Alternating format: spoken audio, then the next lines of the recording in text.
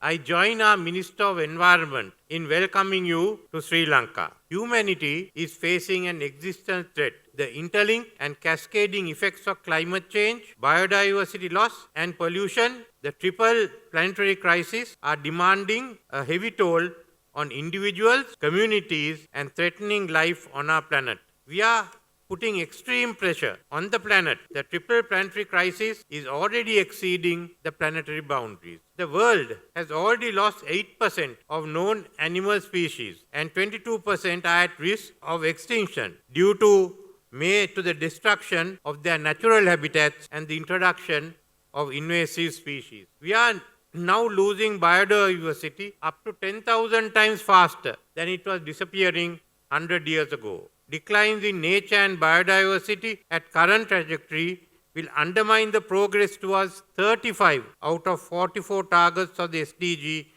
related to poverty, hunger, health, weather, cities, climates, oceans, and land. In terms of change, the Intergovernmental Panel on Climate Change estimates that global warming is likely to reach 1.5% centigrade between 2030 and 2052. The other day, I read a blog by a young scientist, a member of the Union of Concerned Scientists. Her name is Sanjali De Silva. This is what she said. People of Sri Lanka feel the impact of climate change every day. Those effects are overwhelmingly caused by the self-serving command and irresponsible action of the fossil fuel industry and the nations unwilling to do their part to stop the climate paradox. My people of Sri Lanka and my family deserves better. I agree wholeheartedly with her. Sri Lanka, her country and mine, has constantly been placed among the top risk of extreme weather events by the Climate Risk Index annually released by German Watch. Although Sri Lanka's emissions are globally negligible, amounting to merely 0.03%, we in our ambitious NDCs have set targets for 2030 to achieve a 14.5 reduction of GHG emissions, a 70% electricity generation through renewable sources, 32% of forest cover, weaning of coal power by 2042, and reaching net zero by 2050. The Climate Prosperity Plan of Sri Lanka, launched at COP27, aims at rapid augmentation of nature-based solutions, including renewable energy. The Net Zero 2050 roadmap for Sri Lanka will be launched at COP28. Sri Lanka is in the process of renewing National Biodiversity Strategic Action Plan 2016 to 22 to achieve the objectives of the Kunming-Montreal Global Diversity Framework. Since Sri Lanka is one of the 36 global biodiversity hotspots, I have instructed the Ministry of Environment to formulate a national policy on living entities to conserve pristine ecosystems. Sri Lanka has formulated the national policy on waste management covering 9 categories of general and hazardous waste. The national policy on chemical management was formulated to streamline chemical management in the country. Sri Lanka formulated the national policy on sustainable consumption and production in 2019. The green procurement policy and the green labeling framework will come into effect this year. My government will enact a new Climate Change Act and a National Environment Act to address the triple planetary crisis in the context of new knowledge and practices. We are starting our transition to a green economy. But there is a cost. The Climate Prosperity Plan, which spans from 2023 to 2042, will require $26.5 billion US. The implementation of Net Zero 2050 roadmap will require over $100 billion US. The list is not over. Where are we going to source these resources from? We cannot source all this money from within our country. The problem is not confined to Sri Lanka. Developing countries require financing up to US $5.9 trillion to fulfill their NDCs up to 2030. A further US $4 trillion is required per annum for clean energy technology to achieve net zero emissions by 2050. At COP27, there was an agreement to provide the loss and damage funding for vulnerable countries hit by climate disaster. The Sharm el-Sheikh Implementation Plan, a transitional committee was established. The meetings of the committee and the discussions at the recent sessions of the UN during the UN General Assembly have not resolved key questions. Who will contribute? Is it the developed nations? EU, UK, Norway, among others, say all countries are liable to pay. B. The question of criteria. Who will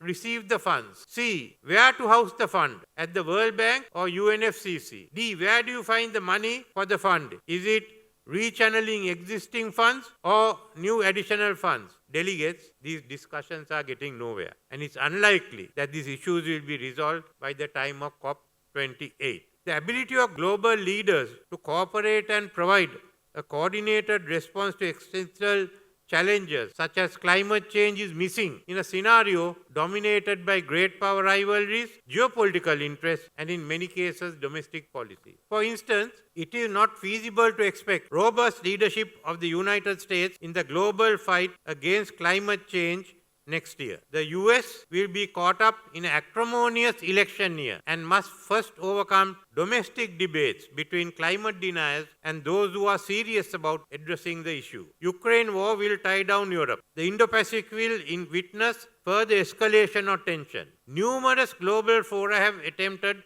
to address the issue of climate change. The Bridgetown Initiative, Paris Pact for People and Planet, and numerous initiatives by the UN Secretary General. The issues and potential solutions have been well articulated at these events. What is missing is the money on the table, leadership, and action. Therefore, we in Asia Pacific and others in the global south will need to galvanize alternative leadership mechanism. What is crucial is that geopolitics and great power rivalries take a second place when it comes to addressing climate issues such as climate change and global environment degradation. We need a climate justice forum to ensure that the countries least responsible for climate change do not bear a disproportionate share of the loss. We need to raise our collective voice and say, let's get done with this. While the debate on loss and damage fund continues, we should insist on the following. The money on the table is negligible, but let's at least start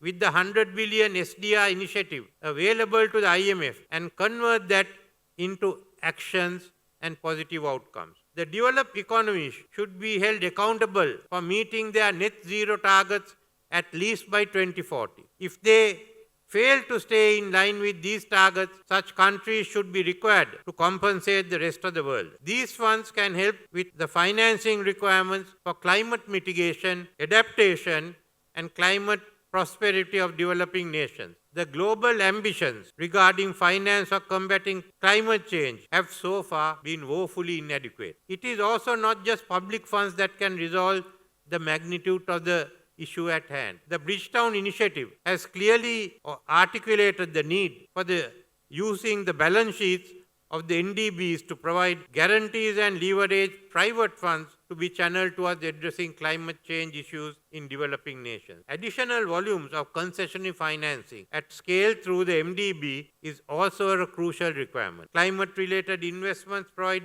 long-term returns which cannot be financed by fragmented, short-term, high-cost private financing. The prevailing situation where global monetary tightening is pushing up market-linked lending rates of MDBs and the IMF is also an opportune moment to consider options of capping such rates or other means to avoid further fiscal burdens on borrowing nations. All three initiatives above would have been on the agenda in a serious manner long time ago had there been a greater voice of developing nations and the global south in the decision-making authorities of these global financial institutions. We must also press ahead with Kenya's call for debt relief for the low-income countries. Parallel to these settings, we must finalize the loss and damage fund. In my view, all developed countries must contribute to the fund. We must also call for voluntary contributions by the developing countries, especially those exceeding the 2050 target. The Vanuatu resolution has taken the issue of climate change before the International Court of Justice.